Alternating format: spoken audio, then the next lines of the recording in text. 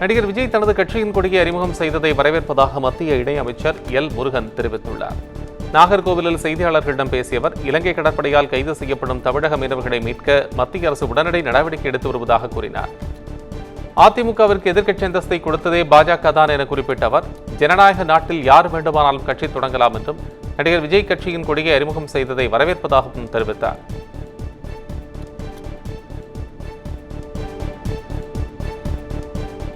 விஜயின் கட்சியால் இந்தியா கூட்டணிக்கு எந்த பாதிப்பும் இல்லை என அமைச்சர் முத்துசாமி தெரிவித்துள்ளார்.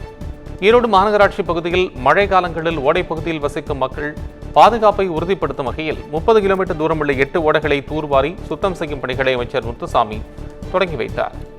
இதையடுத்து செய்தியாளர்களிடம் பேசிய அவர், தமிழக அமைச்சரவையில் மாற்றம் குறித்த கேள்விக்கு தான் எதுவும் சொல்லக்கூடாது என கூறினார். கொடி பறந்தா அப்புறம் பார்த்து சொல்றேன்.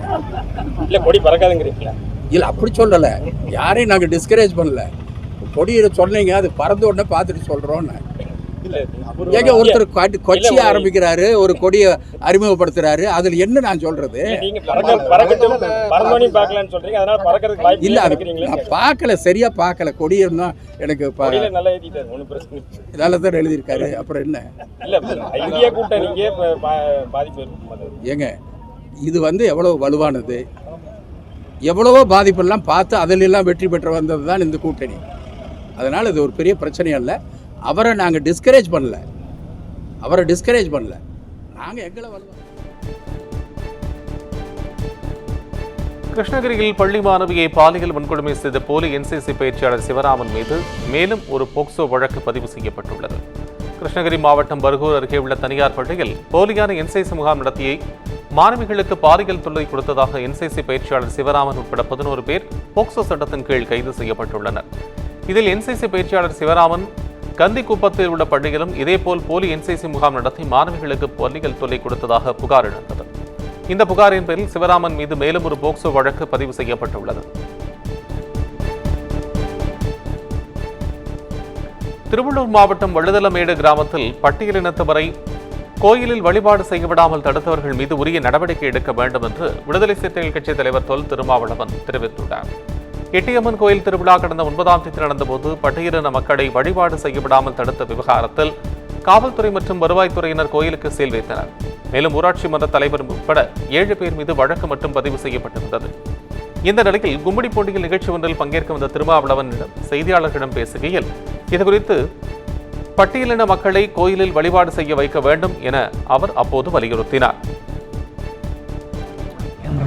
ஆதிராவிடர்கள் கோயிலுக்குள் நுழையக்கூடாது என்று பாதையின் குறுக்கே டிராக்டர்களை போட்டு தடுத்து இழிவாக பேசி அவமதித்திருக்கிறார்கள்.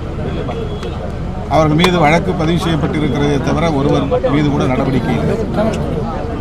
காவல்துறை அவர்களை உடனடியாக கைது செய்ய வேண்டும். பேச்சுவார்த்தைக்கு ஏற்பாடு செய்து ஆதிராவிட பொதுமக்கள் கோவிலில் வழிபாடு செய்வதற்கு உரிய நடவடிக்கைகளை எடுக்க வேண்டும். திண்டுக்கல் மாவட்டம் நத்தம் மதுரை 4 வழிச்சாலையில் தனியார் பள்ளி பேருந்து மீது பைக்கில் வந்த மோதிய ஒரே குடும்பத்தைச் சேர்ந்த 3 உயிரிழந்தது சோகத்தை ஏற்படுத்தியுள்ளது. நத்தத்திலிருந்து அழகர் கோவிலுக்கு மாணவர்களை ஏற்றிக்கொண்டு தனியார் சிபிஎஸ்இ பள்ளி ஒன்று சென்று கொண்டிருந்தது. அப்போது பொதுமுடக்க சாலையில் எதிரே இருசக்கர வாகனத்தில் வந்த லிங்கவாடியைச் சேர்ந்த முருகன், அவரது மனைவி பஞ்சு, 6 வயது மகன் ஸ்ரீநாத் ஆகியோர் பேருந்து மீது மோதியதில் சம்பவ இடத்திலேயே உயிரிழந்தனர். விபத்து தொடர்பாக நத்தம் போலீசார் விசாரணை மேற்கொண்டு வருகின்றனர்.